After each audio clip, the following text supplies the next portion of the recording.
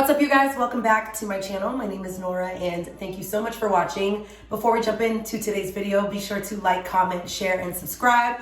Follow your girl on Instagram because you guys know we are growing the family across all platforms. So today's video, I'm probably going to be talking a mile a minute because I've got a lot to do.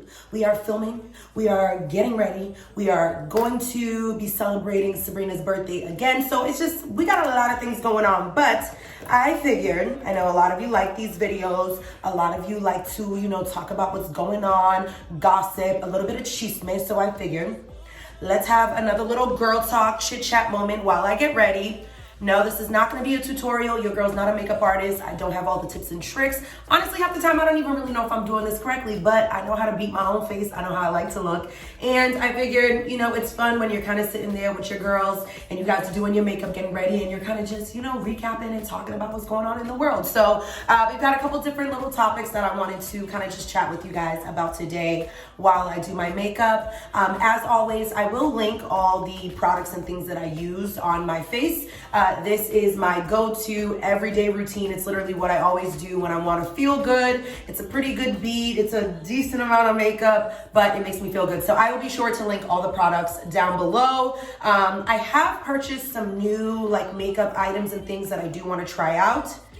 Not gonna try it out today because again, when you got things to do, this is not the time to experiment because then your makeup comes out bad and you're not happy. But let me know down below if you guys would be interested in seeing me, test out a couple new products, maybe sharing my thoughts and things like that on some new makeup. So let me know down below and let's jump right in.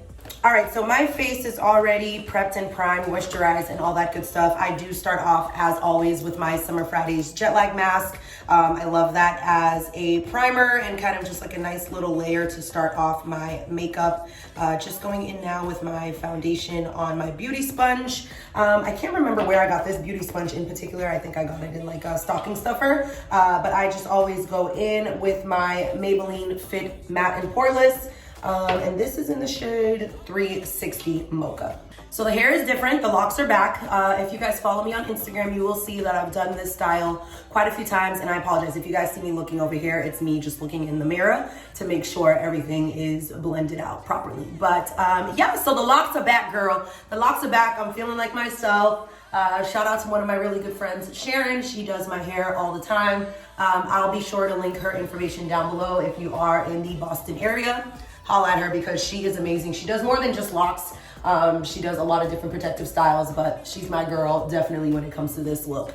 But y'all, so to start things off, and if you follow me on Facebook, don't even worry about going to follow me there because I don't really be doing nothing. But if you follow me on Facebook, I mentioned that I was definitely going to film a video talking about the Keyshia Cole and Ashanti verses, okay? So if you guys remember eons ago, because this was supposed to originally happen like early December, I don't remember the original date, but it's been canceled like 2 times. This was the 3rd time they had to reschedule. Ashanti had COVID, so they kind of had to change things. And then obviously with COVID cases, rapidly increasing, they decided to revert back to their old kind of setup, having them in 2 separate places and not together in one room, kind of, dueling and battling it off. Now, I know some people prefer the old format, but honestly, for me personally, I preferred how they shifted to having the artist in the same room, same setup, same sound, and not so much relying on each artist's individual team to set things up, because I felt that having both artists in one place, it was a little bit more of a controlled environment. They could, again, ensure that the sound was gonna be good. You didn't have to worry about Wi-Fi going in and out. Things were not delayed. I just feel like overall, the aura, the energy, and the ambiance of having them together, I felt was a lot better. You think of when they did the verses with Alicia Keys and John Legend, Gladys Knight and Patti LaBelle, who else? Yeezy and Gucci Mane. There was a bunch of different ones that they did. Brandy and Monica. I just feel like the vibe was different when you had them together and both of the artists are there belting out and all that good stuff. Now, I say all this to say that it shouldn't have been an excuse, but Keyshia, unfortunately, and I truly believe this, allowed whatever transpired before this event to truly affect her mood. You could tell from the moment she came up. I mean, well, first of all, both of them girls, okay, they was an hour and some change late. Honestly, Ashanti got there maybe 45 minutes into the event, and I mean, Keyshia, I really thought Keyshia just wasn't gonna show up. I thought Keyshia was fed up and just wasn't gonna come. But the fact that you showed up for an event that was at your house, you were walking to your living room and you showed up an hour and a half late. Annoying. So that already, I think, got a lot of fans kind of annoyed, especially since you've had people waiting for 6 weeks, like 5-6 weeks to see this event. So whatever happened before, ciao. Keyshia Cole could not pull herself up by her bootstraps and deal with it. And you could see it. It was written all over her face. She was so annoyed. As soon as she got there, she walked on set with an attitude. She flung her jacket off and then had the audacity, after Ashanti had to sit there and entertain their fans for an hour and a half, to say, well, I'm going first.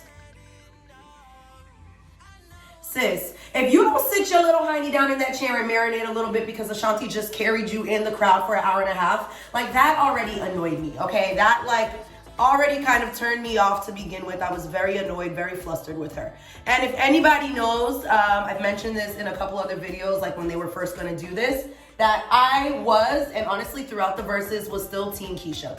Still Team Keyshia, because I feel, and again, this is just my opinion, I'm not an expert. You know, I feel like I know a lot about music, but in my opinion, if you took their catalogs, Keyshia versus Ashanti, I felt that Keyshia has a stronger catalog. I think lyrically, sonically, vocally, she has a stronger catalog. Now, I think a lot of people thought when I said that I felt that Ashanti can't sing. That's not what I said at all. I didn't say that Ashanti can't sing. I also never said that Ashanti can't write, because just quickly as Ashanti was ready to remind y'all, some of Jennifer Lopez's biggest hits, okay, Mrs. Let Get Loud in the middle of the inauguration, we'll talk about that a little bit later too, but some of her biggest hits not only were written by Ashanti, the background vocals are Ashanti's vocals on the record. So no, I wasn't saying that Ashanti wasn't talented. That's not it.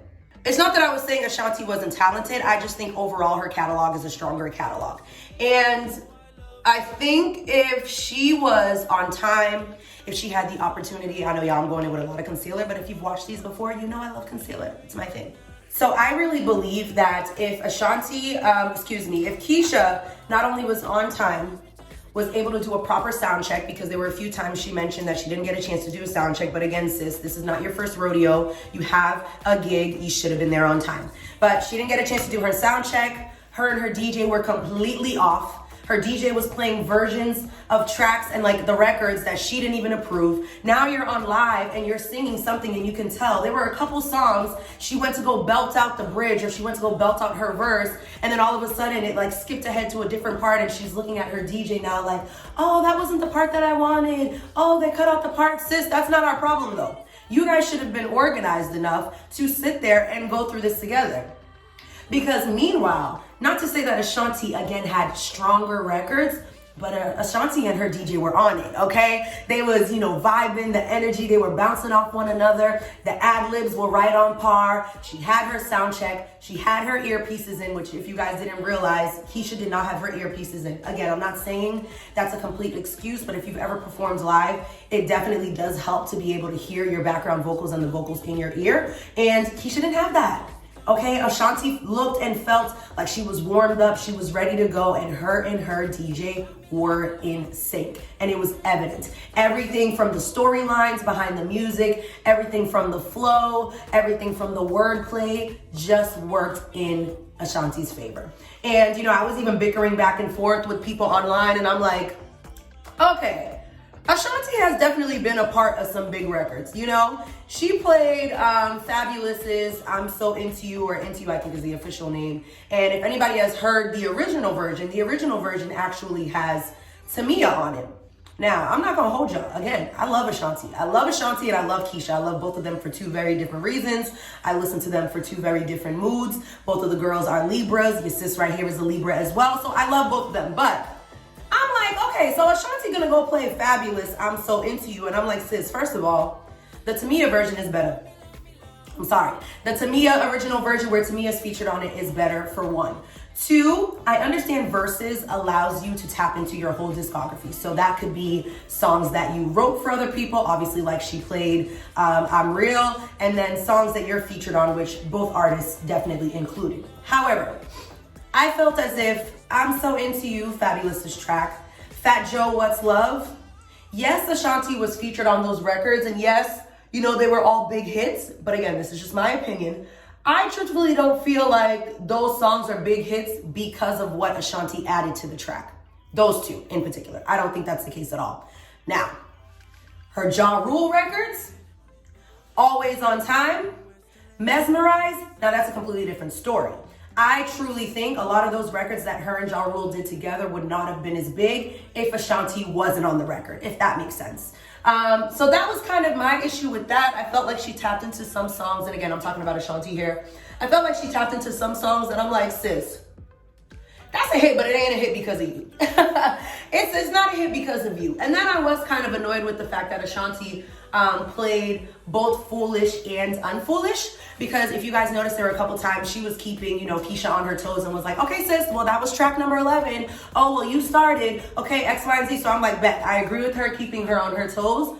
But I'm like, not you trying to hit her with the 2-for-1 okie doke.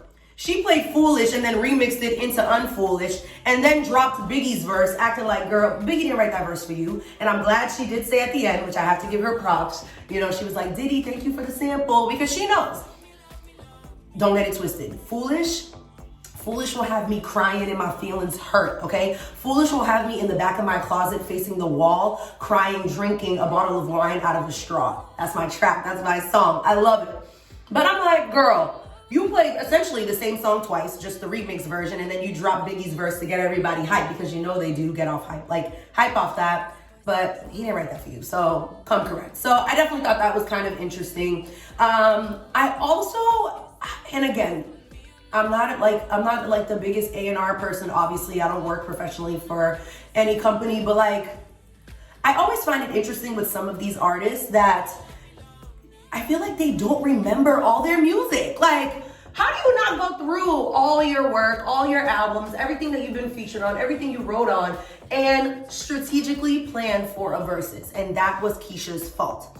Keyshia's arsenal, Keyshia's bag when it comes to music is so stacked, but because she was so freaking flustered, her and her DJ were not on the freaking same page. Excuse me, I'm getting all flustered all over again because I was getting so frustrated. I was getting so frustrated with Keyshia and her team, but like, how are you guys not prepared for this? How did you guys not plan for this? I mean, I'm sitting here on Twitter and, you know, going back and forth just with people that were watching as well. And like, even us on Twitter, we're remembering songs that Keyshia never played. And not even just small songs, guys. I'm talking about records. Records. If anybody remembers when Keyshia came out with the two-tone hair and she made I Just Want It to Be Over, that's one of her biggest records to date and she didn't even play it. I'm like, well, I don't know. That just was also annoying. Like, you did a huge record with Kehlani that sat on, you know, the charts for a long time. All Me didn't play it. And I'm kind of just like, okay, so what were you guys doing? What were you guys doing to prep for this event that you guys were not prepared? And again, sis, it got freaking rescheduled 3 times. You had 6 weeks to prep for this. I don't understand. And I truthfully think Keyshia let her attitude, her emotions get the best of her. And to be frank, not because I think Ashanti has necessarily a stronger catalog, not because I think Ashanti, might be a better singer, nothing of that. I think from the moment Ashanti came on there as the freaking bright light, shining, amazing energy, good vibes, she looked stunning. I mean, they both look stunning, but Ashanti immediately just came on there with this energy that it was like the moment Keyshia came in, it was all rude. Ashanti won. Ashanti for me won the verses at that point because I was like, Keyshia, you literally were your own worst enemy. You counted yourself out of the game before it even started. She came on there with a bad attitude and then was already like, oh, I'm scared, I'm nervous about this. I feel like I know Ashanti. And it's like, girl, if you already step up to the battle and step up to the plate thinking that you're gonna lose and that you're not ready to compete, you're gonna lose and you're not gonna compete because you've already psyched yourself out that you're not good enough. So that's kind of my thoughts on it. For me, it was kind of hard to even just outright say like, winner because, again, I loved both of them. I really do. I love both of them. They both look stunning. I love their music. I listen to them all the time. I still stand by the fact that I think that Keyshia has a stronger catalog. Like, honestly, for me, I still think I Just Want It to Be Over is a stronger track than The Way That I Love. I still think Love is a better track than Foolish. I still think All Me is a better track than Break Up to Make Up. I mean, there's so many records that she has that I'm like, honestly, what's another one? Give It Up to Me is a better bop than Good Good, which Ashanti didn't even play that. What's the other one? I Shouldn't Have Let You Go. Honestly, Keyshia got records that I'm like, I don't really know if Ashanti has ones that are better, but Keyshia let her attitude get the best of her. Ashanti knew exactly what she was doing. She knows that her music definitely pulls on the heartstrings. The nostalgia's there. A lot of us can relate. Ashanti definitely gets a lot of the guys because, again, a lot of her features, Fat Joe, Ja Rule, you know, the guy that pees on people, that record they did together too. She definitely, you know, gravitates and pulls the men in as well because her catalog, the features, again, not her own records, but the features gave her a chance to really pull the guys into. So I think for Ashanti, she had a little bit more of that nostalgia. But Keyshia, you counted yourself out of the game before it even got started. And honestly, that's why you lost.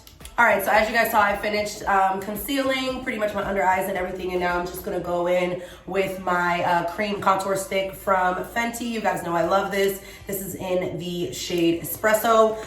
So I only mainly apply this like on the cheeks and on the jaw area, and whatever I have left over on the brush is what I take to then bring up top and blend in the rest of my forehead. I've mentioned this before in other, you know, chit chats, get ready with me's, but I don't bring my foundation all the way up because I find that it's too much product on the forehead. And honestly, not necessary. If you feel like you need a little bit more coverage, definitely bring it all the way up. But for me, I don't really feel like I need it. So I usually just take the rest of the contour shade and then blend that in so it's nice and seamless. So yeah. So I also wanted to kind of touch on Danileigh. Now, some of y'all might not know who the hell I'm talking about, but Danileigh is a singer, dancer, Dominican, Hispanic young woman from, I think she's from Miami, if I'm not mistaken. From Miami. She is currently dating rapper DaBaby. And she has been dancing for a while, very well known in the dance community. Some of you might remember she did a video that went viral to Drake's Kiki, Do You Love Me? She's got like the really pretty curly blonde hair. She like hopped out the car and like her video went viral. She kind of like started that trend of everybody doing the dance and hopping out of the car. So she released a little snippet a couple days ago on Instagram of a new song that she was dropping. Now, I don't know if she ever like said the title of the song because again, the song isn't released or anything like that yet, but she played a little snippet of it and the song kind of went along the lines of like something. Now, it's kind of hard for me to imitate it because if you guys have heard the clip, she took it down off of her Instagram, but if you guys want to see the clip, it's on the Shade Room, just kind of, you know, the Shade Room got all the tea, so it's on there. But the clip went something along the lines of like, yellow bone, yellow bone.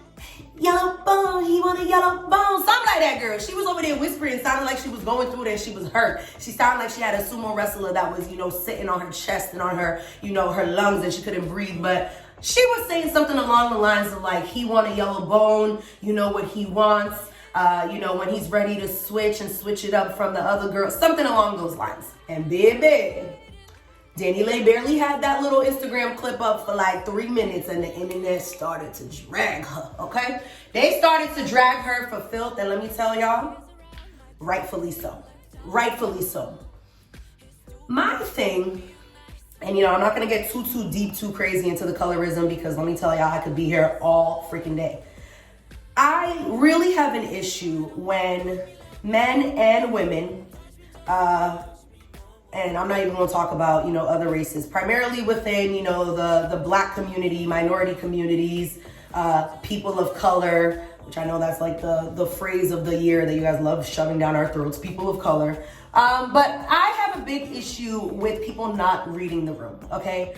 And when I say read the room, simply just meaning pay attention to the climate of the world right now. Pay attention to the climate of the internet. And again, I apologize, guys, I'm not looking at you, but sis is trying to multitask, and this is real.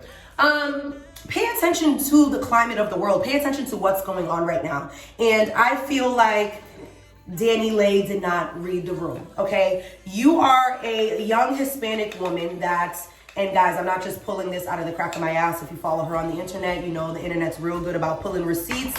You know, she was very good and one of those girls that, you know, when it was convenient for her, she's black. She's Afro-Latina. She identifies with her black side, whoop, whoop, whoop. You know, she's very much, you know, when it was time to post a black square, she posted her little black square, posted a couple of little hashtags. Oh, I stand with the people, whoopty, whoopty, whoop. Okay, that's cute and all.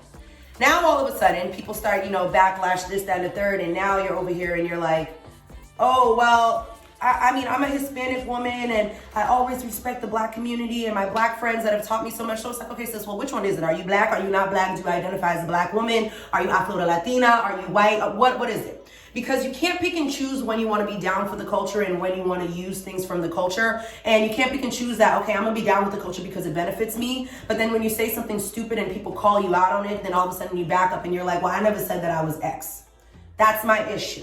That is my issue. And then furthermore, you cannot say you're down for the culture, you're down for the people, and again, not read the room.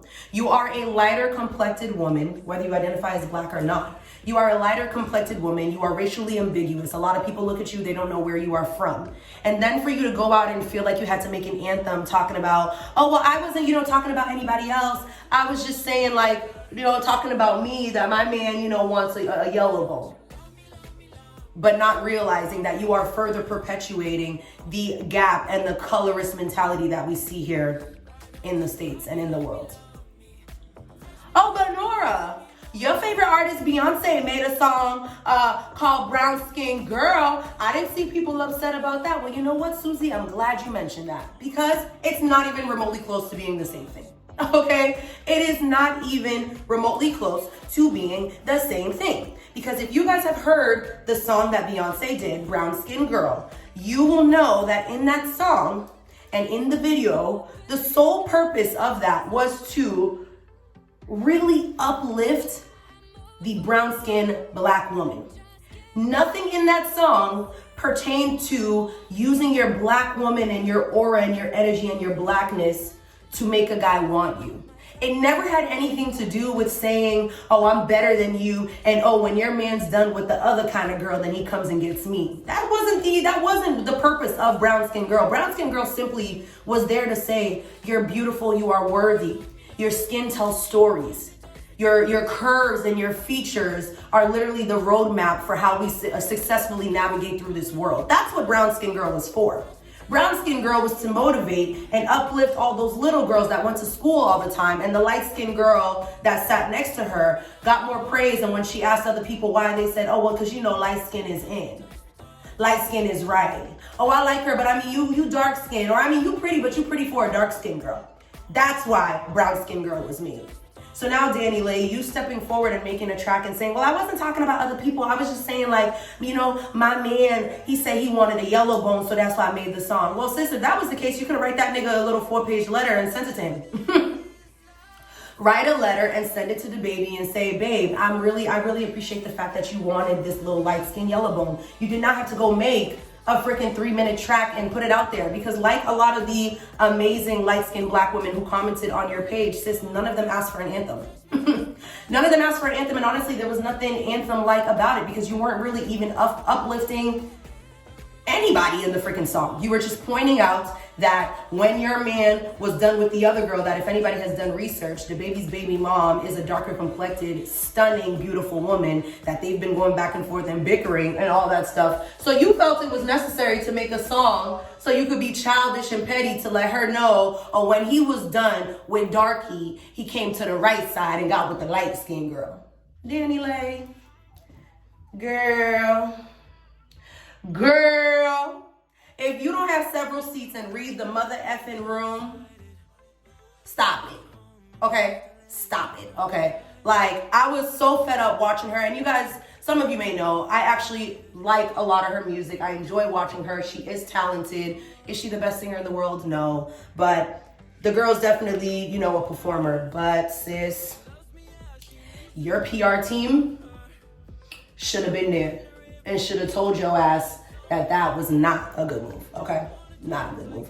I know right now with the lighting, just because it is so bright in here and like so harsh, like sitting on me now, it probably looks like super, super light, but I promise you guys, once it's all done, comes together, eyes are done, we should be good. So just gonna blend this out a little bit more, just to make sure we're all good. And you guys see how I brought that up on the forehead, and looks really nice, and just kind of blend it in. So going to do my brows off camera real quick, and then I will come on back so we can continue. And our brows are done. So now I'm actually going to just put some lash glue on my lashes. I like to do that right before I do like my little eyeshadow, just because I feel like by the time I'm done with that and throw on some mascara, slap on the lashes, and they usually stick pretty well. So I'm just going in with the Duo Glue in the color black, and then my lashes are Lily Lashes in the style Doha. I've worn them quite a few times. I have a couple different pairs, and they are currently my faves.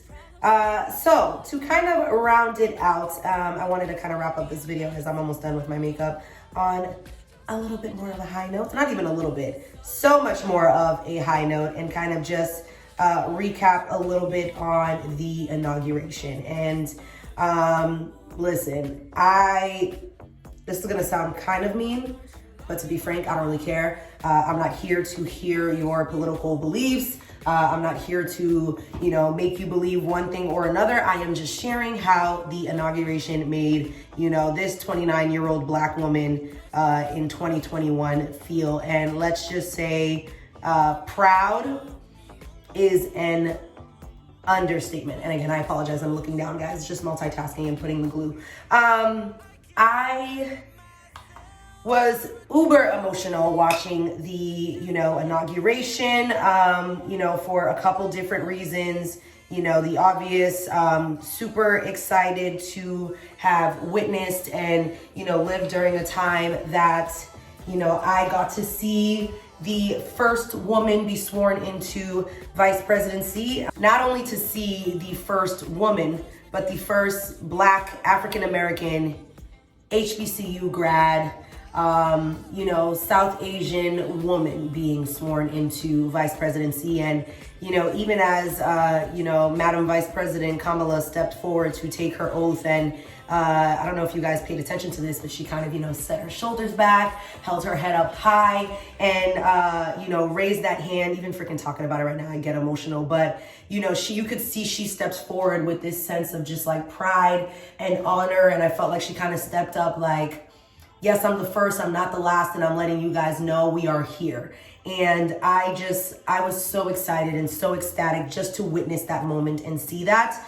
You know, again, not to sit here and make you think one way or another about Kamala. I know there's a lot of things that have been done. I'm simply speaking from a point of a young Black woman in America being able to see another person up here in one of the highest ranking positions in our country look like her. And I know she doesn't look exactly like me, but you understand what I'm saying, that there are a lot of, you know, my sisters out there that are Black women as well, who look up young girls, older women, everyone who can say, wow, there is someone in that office who looks like me. And it's an exciting feeling, you know, for a group of people that for the longest never felt represented in all aspects of, you know, our pop culture, politics, you know, fashion, whatever it may be. I can say, at least for me, it was definitely a great feeling and a great moment to see someone who looks like me. So I was definitely super excited about that. Amanda Gorman, the young lady who delivered her beautiful poem during the inauguration, I believe it's The Hill We Climb. Baby, Amanda descended onto that stage with her crocheted Senegalese twist and her yellow and red Oshun colors radiating on them people's stage, and baby, she captivated every single person there, every single person that was watching her, even people that went on to watch that clip that floated all over the internet, you know, for hours and hours and days on end. The way that young lady was able to command that stage was breathtaking. I mean, it was breathtaking. It was vulnerable. It was open. It was real. It was authentic. It was deep. It was thought-provoking. And again, to have another person who looks like me, who talks like me, who walks like me, up there on that stage and so eloquently sharing, you know, what a lot of us probably felt, you know, 2020 during these last 4 years of the presidency. And I mean, to be honest, most of our lives here was just, she like made me so emotional. I definitely cried when Kamala took her oath, and I definitely got emotional with Amanda Gorman, because again, she was just so beautiful to watch, and you could just tell her passion, and she was freaking phenomenal, okay? Absolutely stunning. Gaga, I think, did an amazing job. I'm just going in with this Kat Von D Shade and Light Eye Palette, going in with the color Solas. This is like kind of fading a little bit because I've had it for so long, but as always, I'll have it down below. But yes, Lady Gaga did a phenomenal job, but I mean, honestly, were we expecting anything different? Because Gaga, you already know, comes to serve. I loved watching that clip of her singing, and then you have Barack Obama in the back hitting her with the 3 snaps, okay? It was so funny, but I'm like, you know, that's Mr. Barack Obama, okay? That's my president, my forever president for me. So it was just so funny to see him, you know, also enjoying it. Speaking of the Obamas, baby, okay, let me tell you something. Michelle showed up with her and her husband. Okay, because that day it wasn't even, Barack. It was Michelle and her husband, because Michelle, baby, literally took them pin curls out when she was riding that limo, pulled up right to the freaking Capitol and said, let me drop my hair real quick so these girls know I'm not here to mess with them, and stepped out that suit, baby, and that burgundy, you know, looking suit, looking like a nice glass of Merlot coming down the stairs, okay, looking like a tall glass of Merlot, and I was living for it, okay? Being on the internet that day and just seeing everybody, you know, talking about Michelle and how stunning she looked. I mean, so regal. You can tell she literally captivates the room, and you can tell the moment she steps in, her energy and her aura fills the space, and fills the space, and everybody feels her. Because I know y'all saw George Bush always making sure he lurking real close to Michelle. Anytime you don't know where George Bush is, child, let me tell you, just look for Michelle. He around the corner. He over there somewhere. Looking for her. But Michelle looked stunning. All the ladies, okay, because the girls were serving coats. The girls were serving outerwear. The girls were serving monochromatic, okay? The colors were there, okay? Joe Biden's granddaughters, they literally came through looking like the Powder Puff Girls. That tan, that pink, that all-white look, okay? Let me tell you, Dr. Jilly Biden came through dripping in the blue, okay? Told you guys. She was coming through looking real chill, okay? The blue was looking stunning, okay? The blue was beautiful. I mean, they just looked phenomenal. Even little Hillary came through in her little purple as well, okay? Hillary came through. Her and Michelle and Kamala was in the little group text on WhatsApp, and they were like, sis, what you pulling up to the function in? And they looked amazing. Mina Harris's husband also was out there, you know, stealing the show, because he had to come through dripped in the Air Jordan Dior ones, okay? I just enjoyed all of it, okay? I enjoyed the fashion. I enjoyed how everyone looked. I enjoyed seeing the Black excellence. I mean, they had a young woman who was in the military who came to do the national anthem and signed the national anthem. You know, a strong Black woman there showing support from the military as well, and I thought it was just brilliant. Reverend took us to church because I was in my house stomping, praising the Lord. Honestly, I felt like I was at a Southern Baptist church service, and I was feeling it, okay? Let me tell you, Joseph Rayshawn Biden came up there and let everybody know real quick, we're not dealing with the racism, and he was on it, okay? Even my uncle, okay, my uncle, good old Bernie Sanders, even though he let y'all know he was only coming to pick up his plate, he was only swinging through, okay? Okay, Mr. Bernie Sanders had to let y'all know real quick, this is just on my list of things I have to accomplish today. But you know, my boy Joe, I had to come through and see his little fete. I had to come through his little Getty real quick to see what y'all was doing. And then I gotta go because I got other things to do, okay? And let me tell you, that meme, I'm sure all of you have seen it. If you haven't seen it, you're living under a rock. But that meme that is going around a freaking Let me tell y'all, Bernie Sanders looked like he didn't want to be there, okay? Bernie Sanders literally was there like, okay, I'm just here to see y'all little speeches, come show some support, but I got to get back to work because like I told you guys, we out here getting ready to get rid of these loans. So, you know, Bernie had to let them know real quick, I'm going to come to your little party, save me a plate, I'm not taking my jacket off, don't ask me how long I'm staying, but I'm glad I'm here because I'm happy we can now start getting work done. So, you know, I overall was very pleased, really enjoyed it. Jennifer Lopez definitely was another one that kind of threw me off because sis always has to remind us to get loud. I'm like, Jennifer, who's about to start screaming on the Capitol Hill stage with you? Nobody's about to get loud, okay, sis? It's cold, it's snowing. We are here for important matters. We're here ready to get to work, okay? I don't know why J-Lo always thinks she has to throw in that, let's get loud for a little razzle-dazzle. Girl, get off these people's stage.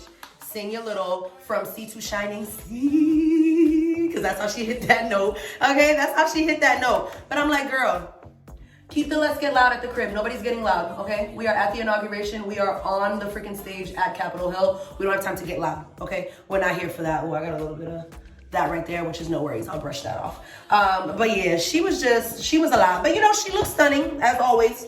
Because I'm going to tell you guys one thing. J-Lo don't know how to stay on script, but one thing she going to do is serve a look, okay? She going to make sure she serves a freaking look.